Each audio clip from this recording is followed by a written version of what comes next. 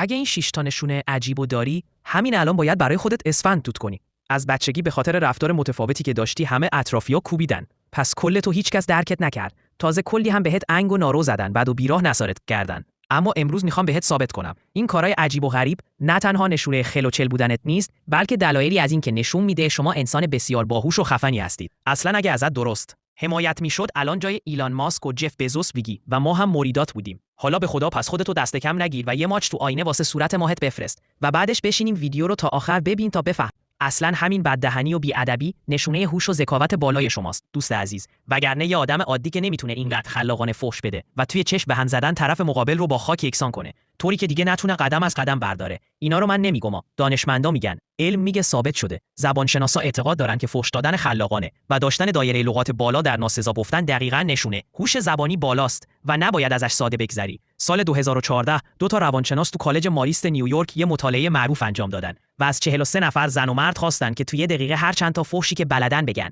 بعدش روی این شرکت کننده ها کلی تست مختلف هم انجام دادن و نتیجهش این شد که آدمایی که فحش‌های متنوع‌تر و خلاقانه تری بلد بودن، هوش کلامیشون هم حدود 20% از بقیه بالاتر بود. پس چاک دهن مبارک رو باز کن دوست عزیز، و هر کسی هم که بهت گفت چرا اینقدر بددهنی، همین ویدیو رو براش بفرست تا حساب کار دستشه. میریم سراغ مورد بعدی که دیگه به شدت برگ ریزونه و ایرانی نیستی اگه باهاش خاطره نداشته باشی. اگه همین لحظه توی اتاقت شطور با بارش گم میشه، بهت تبریک میگم، چون شما یه باهوش واقعی. بعضی از شما عزیزان اصلا توی جای منظم و مرتب نمیتونید کار کنید و تمرکز ندارید. بعد وقتی میرید توی اتاقتون که با این دکه‌های بازیافتی فرقی نداره، یهو مغزتون به کار میفته و تند و سریع کاراتون رو با کیفیت بالا انجام میده. مورد داشتیم طرف اونقدر اتاقش پر کپک بود و از در و دیوارش کثافت میباریده که ازش 2 لیتر پنسیلین خالص گرفتن و یه پولی هم بهش دادن. خلاصه خدمت شما خواستم بگم اگه صبح به صبح مادر محترم یا همسر محترمتون غر میزنه و میگه چقدر شلخته ای، چقدر بیار، یکم آدم باش و از این حرفا، اونا نمیدونن چه جواهری تو خونه دارن. پس اصلا به دل نگیرید. دلگ طبق مطالعات دانشمندا محیط شلوغ آدما رو تشویق میکنه